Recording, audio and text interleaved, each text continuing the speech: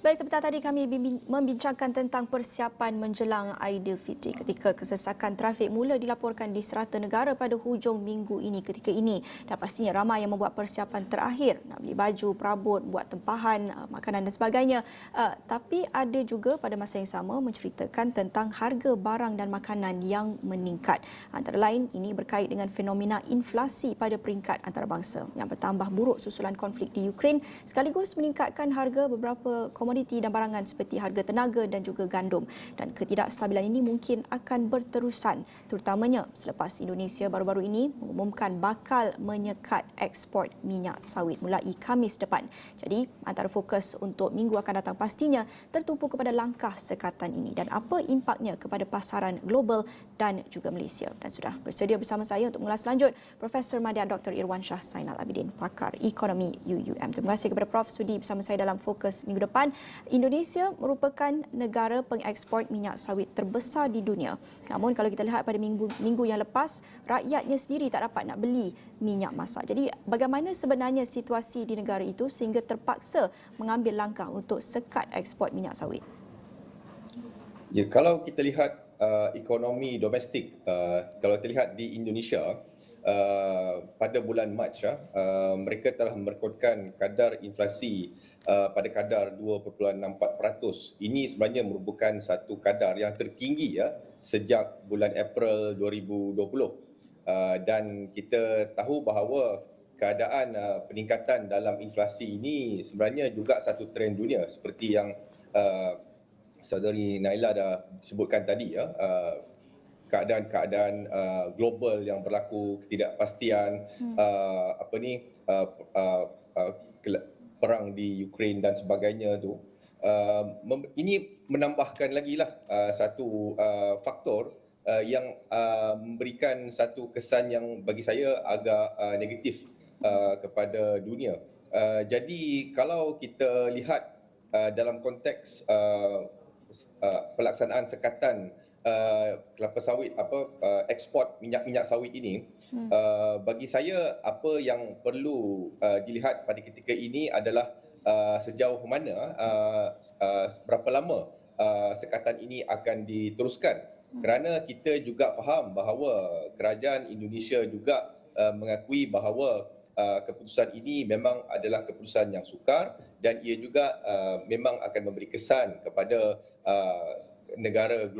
negara-negara jiran dan juga ekonomi global secara keseluruhannya. Tapi kita tahu bahawa ini adalah satu keputusan yang perlu dilakukan kerana keadaan inflasi dan juga keadaan kos taraf hidup yang agak-agak tinggi di Indonesia. Jadi ini perlu dikawal dan kita perlu ingat juga sebelum ini pun kerajaan Indonesia sebenarnya sudah pun memperkenalkan dasar yang tidaklah drastik seperti ini seperti contoh menetapkan kota dan juga memberikan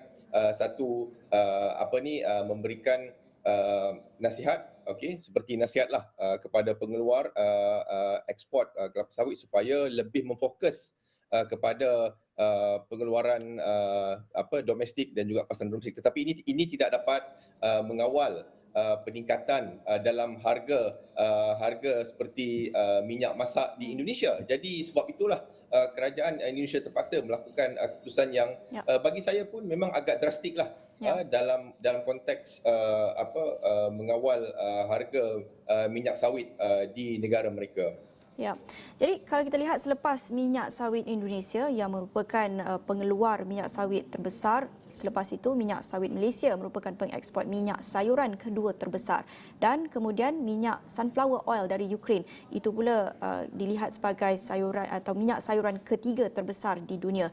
Dengan ketika ini kita lihat konflik di Ukraine dan juga pengumuman oleh Indonesia baru-baru ini, bagaimana sebenarnya situasi atau keadaan pasaran minyak dunia sekarang ini? Keadaan pasaran minyak dunia memang sudah tidak menentu dan saya melihat bahawa dalam keadaan ini sebenarnya dia adalah satu sebab yang kita kata faktor permintaan dan penawaran itu. Jadi apabila sekarang ini permintaan dah melebihi penawaran, memang adanya tekanan untuk harga minyak ini akan semakin meningkat. Jadi sebab itulah apabila kerajaan Indonesia membuat keputusan untuk menyekat ekspor minyak sawit ini akan memberikan lagi tekanan, terutamanya Indonesia merupakan pengekspor terbesar dunia minyak sawit, lebih sekitar 56-59%, dan sekarang ini persoalan dia apakah alternatif yang ada. Walaupun Malaysia adalah pengekspor kedua terbesar dunia, tapi kita tahu bahawa jelas bahawa Malaysia tidak mempunyai kapasiti untuk nak menampung permintaan minyak sawit dunia pada ketika ini. Maksud saya dalam jangka masa pendek ini, kerana kita tahu Malaysia pun sekarang menghadapi masalah, contohnya selepas kita tengok tahun lepas, contohnya kita menghadapi pengurangan pekerja ladang pada sekitar 75,000, dan ini pun kita tahu semakin serius akibat daripada sekatan kemasukan pekerja asing. Jadi kita pun juga menghadapi sedikit sebanyaklah tempias akibat daripada keadaan yang berlaku dalam pasaran minyak dunia, apatah lagi apabila Indonesia membuat keputusan inilah. Ya, jadi mengambil kira ketidakstabilan itu, apa kesan pengumuman Indonesia kepada pasaran minyak dunia, khususnya kita nak lihat apa impak kepada China, India dan Kesatuan Eropah yang merupakan pengimport terbesar minyak sawit? Jadi apa yang kita boleh jangkakan pada ketika ini memang satu keadaan yang mana bagi saya akan berlaku peningkatan harga minyak sawit dunia yang akan mengakibatkan peningkatan di dalam inflasi makanan global. Ini yang bagi saya agak membimbangkanlah, kerana inflasi makanan global ini yang seperti kita juga lihat pada tahun 2007-2008 pernah juga berlaku, kerana ini akan memberi kesan dari segi pemprosesan makanan, kerana peningkatan dalam harga minyak sawit dunia ini akan mengakibatkan peningkatan juga dalam pengeluaran barangan makanan-makanan yang diproses, kosmetik juga juga memberi kesan, dan juga dari segi keseluruhannya bagaimana harga minyak makanan, minyak masak tu jika dia semakin meningkat, ini akan memberikan kesan yang begitu signifikan kepada keseluruhan industri industri hiliran minyak sawit itu. Itu kesan kepada pasaran minyak dunia dan khususnya kepada pengimport terbesar. Tetapi apa pula kesannya kepada Malaysia?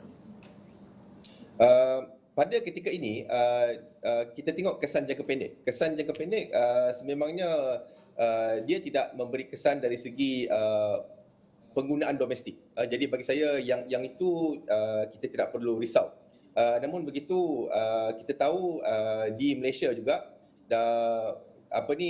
kita sukar untuk nak mendapatkan manfaat positif kerana kita tidak ada kapasiti seperti yang sebutkan tadi pada ketika inilah untuk nak menawarkan pengeluaran seperti yang dikeluarkan oleh Indonesia.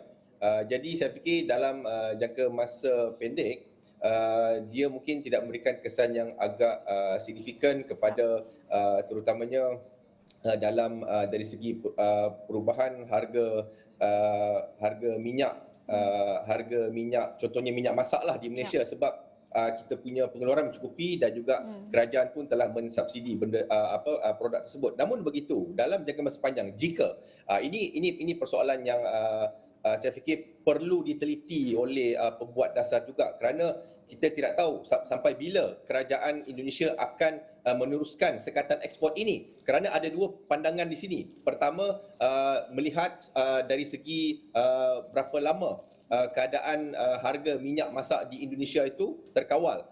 Yang kedua juga ada pendapat mengatakan bahawa ini sama ada diteruskan ataupun tidak, sekatan ini bergantung kepada keadaan pengaruh sekatan ekspor ini kepada ekonomi global dan juga ekonomi serantau. Jadi bagi saya kalau sekatan ini diteruskan, dia memang akan juga memberi kesan kepada industri hiliran minyak sawit di Malaysia, kerana kita juga mengimport. Jadi aktiviti-aktiviti ataupun sektor-sektor hiliran dijangka yang melibatkan juga peniaga mikro, kecil dan sederhana, bagi saya akan terkesan dalam jangka masa panjang. Tapi kita bagi saya lah, kerajaan Indonesia mungkin akan mengkaji dari semasa ke semasa, kerana kita tahu kita lihat dahulu pada bulan Januari kerajaan Indonesia pernah juga melakukan satu sekatan ekspor arang batu itu bulan Januari, dan akibat daripada juga beberapa masalah yang berlaku seperti juga sekatan ekspor minyak ini, kerajaan Indonesia memutuskan untuk menghentikan sekatan tersebut dan ia hanya berlaku selama 11 hari saja. Jadi saya berharap bahawa kerajaan Indonesia akan meneliti dan mengkaji dari semasa ke semasa supaya dia tidaklah dilanjutkan dan akan memberikan kesan kepada bukan saja ekonomi global tetapi juga negara di rantau ini seperti juga di Malaysia. Ya, seperti yang Prof katakan, mungkin dalam jangka masa terdekat ini tidak ada kesan yang begitu besar memandangkan kita pun ada subsidi harga minyak masak seperti yang kita saksikan selepas kenaikan harga minyak. Kerajaan Malaysia melaksanakan subsidi harga minyak masak dan setakat Mac dilaporkan kerajaan memperuntukkan subsidi minyak masak kira-kira 720,000 tan, dan juga dilaporkan subsidi ini akan diteruskan tetapi secara bersasar. Pandangan Prof melihat kepada ketidaktentuan harga barang makanan pasaran minyak dunia dengan subsidi minyak masak diteruskan secara bersasar. Pandangan Prof. Ini perlu diteruskan. Dalam pada masa yang sama, kerajaan juga perlu memastikan bahawa di masa hadapan perlu ada satu perancangan yang menyeluruh, okey, dan juga kita perlu juga memastikan bahawa hasil negara dapat ditingkatkan. Perlu ada rasionalisasi dalam perbelanjaan, kerana seperti yang Saudari Naila sebutkan tadi, itu hanya satu aspek dari segi subsidi. Kita juga tahu bahawa Menteri Kewangan ada menyebut baru-baru ini bahawa akibat daripada peningkatan dalam harga minyak dunia yang dijangkakan kalau harga minyak dunia ini meningkat pada kadar $100 setung secara puratanya tahun ini, mungkin subsidi minyak tu akan meningkat sebanyak 28 bilion ringgit. Jadi maksud saya di sini kerajaan perlu juga melihat bukan saja meneruskan subsidi ini tetapi juga dari segi merasionalisasi perbelanjaan dan juga mencari cara untuk meningkatkan hasil negara di masa hadapan. Ya, baik, terima kasih. Itu tadi Profesor Madya Dr. Irwan Shah Zainal Abidin, pakar ekonomi UUM, mengulas mengenai langkah Indonesia menyekat ekspor minyak sawit bermula Khamis depan, dan itu antara fokus Astro Awani dalam laporan berita untuk minggu akan datang. Dan itu sahaja perkongsian untuk fokus minggu depan jam ini bersama saya Nala Huda. Salam hormat.